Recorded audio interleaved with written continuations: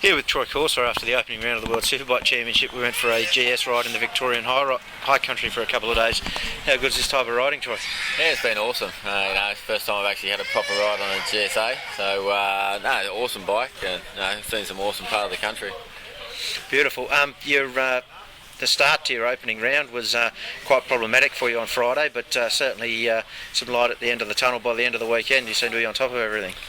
Yeah, we struggled a little bit. We come down and tested here, and we found some issues with the bike with some rear grip. We didn't really have enough time to get stuff from Germany out here to actually fix the problem completely. We did improve it. Between myself and Leon, we actually got the best that we could with what we had. Unfortunately, we're still using up the rear tyre a bit too quickly.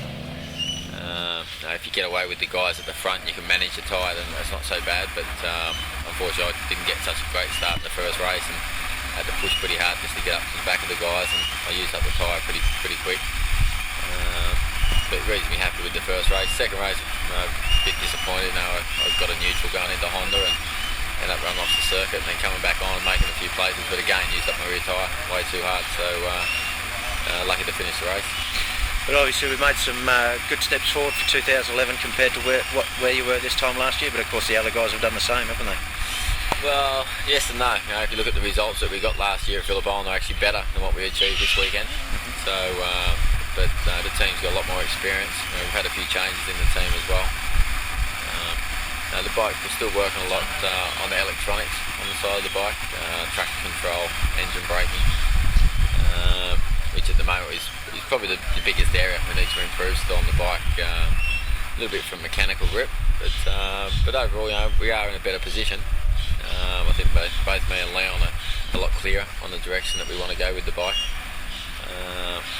And it's clear on the telemetry, what we're saying they can see. So there's no confusion. Now we'll go back to Europe. The guys have got a couple of weeks now to come up with some stuff to try and see how we go at Donington. And you're the most experienced guy in World Superbike. I think you're going to crack 400 race starts this season, which is just amazing. Since that first World Championship that you won all that time ago on that Ducati, like, the changes have just been massive, haven't they, in racing? How's that affect your weekend? Your workload must be so much larger now. Yes and no. We've still basically got to do the same. Public appearances, press the stuff to do. The race, we still do the two races, and the sessions are all pretty much the same. So it's really just a level of competitiveness, I guess. Now, back in '96, there was probably a group of about 4, 5 or 6 of us that were sort of the fast guys, I guess you'd say, and then there was probably a second and a half gap to the rest. We were all on factory equipment back then. We had Dunlops, Michelin's competing in the championship, so one weekend a Dunlop would be better than a Michelin, the next weekend a Michelin would be better than a Dunlop. Where now everyone's on the same tyre. We've got all got the same level of grip. Everybody's pretty much on the same level of equipment as well. The horsepower of the bikes are pretty similar now. We're probably the strongest factory team, I guess you'd say. BMW having a factory team and a satellite team out there, where all the other teams are pretty much satellite teams. There's no factory ride teams out there. But it has changed a lot. The level of the amount of riders now that are up there. The top 20 are covered in 1 second. Yep. So that definitely keeps you on your toes a bit more. And I think on the weekend, everybody that actually got onto the podium in both races were all come from previous GP experience. So we've got that influx into World Superbike now from all the guys that have lost the GP rod, with the GP grid shrinking so small. So I guess in some ways it's never been this competitive. Thanks, Mr. Truck. It's one of those logging trucks that we've been dodging all the last couple of days. Yeah, much better watching him from the table than coming at you. Yeah, absolutely. Like I said, it's the GP riders obviously have got a lot of experience. I guess stepping back or down from a GP bike onto a superbike is probably relatively easy. Although in saying that, the GP bikes look pretty easy to ride these days as well. With the electronics that they have and the power delivery and everything. So, but no, all the guys who were there, they've all won superbike races or GPs on some kind of either 250, 500 or MotoGP. So no, like I said, the level of the riders now is a lot closer. it's good to see the GP guys come back, but at the same time it's bad because we need these young kids who are coming from Super Sport to come up into the championship. It's sort of why they're here racing with us. Their goal is to step up, not to step back. So it's all these GP riders who are sort of coming back to Superbike for me is not really good, because GP is the pinnacle. So they've had their chance to come through the ranks and get there. And if they couldn't cut it there, then they should step aside. So Superbike is still a stepping stone for GP. And but like I said, some riders get picked for different reasons. So you can't complain. I'm just happy that I can still be here after so many years, still riding for a factory team.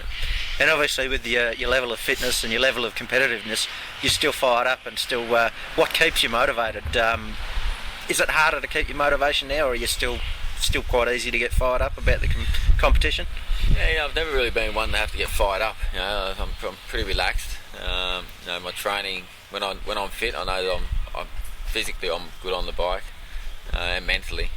Riding the bike's the easy part. Really, I've been doing it that long now. It's just something that we could do. So, but I'm really enjoying the racing. Like I said, the competition out there. Also enjoying working with Leon. He's still got a long career to go. He's only 28, and I was sort of in the rise of my championship or my career at that stage. So I think Leon's pretty much the same. I think he'll be there for a long time. So it's good to sort of help him, work with him to develop the bike. And my drive is to win another world championship before I finish on a different manufacturer. And I said I'm pretty confident I'll finish my career at BMW. I'm hoping I've still got another couple of seasons left. If I get the results, I think they'll be happy to beat me again. But in saying that, there's a lot of young kids out there willing to come and ride the bike for probably a lot less, and probably put their neck on the line, I guess you could say, a bit more. But no, I'm pretty happy. They're happy using my experience. Like you said, I've ridden pretty much for every single manufacturer out there. Developed their bike to a race winner, and won championships on some of them. So Kawasaki's about the only manufacturer I've never had a chance to throw my leg over. But so no, it's great. So I really enjoy the development side of racing. That's probably why you're still going, because Kawasaki's been a bit of a career killer of late, it seems to be. So yeah, like you say, it's one of those things where although I want to win, at the same time I enjoy helping a manufacturer come up and to make the championship stronger. Pretty much. When I first come in, there was only 4. Now there's 7, and there's 3 that have come in. I've basically developed the bike for them and got them to where they are now. Gave them a bike that they can then bring on these young riders and go out there and win some races and try to win the championship. Good on you. Thanks very much for talking with us, Troy, and best of luck for the rest of the season. And hopefully you do get that championship to ring out your career. Yeah, thank you.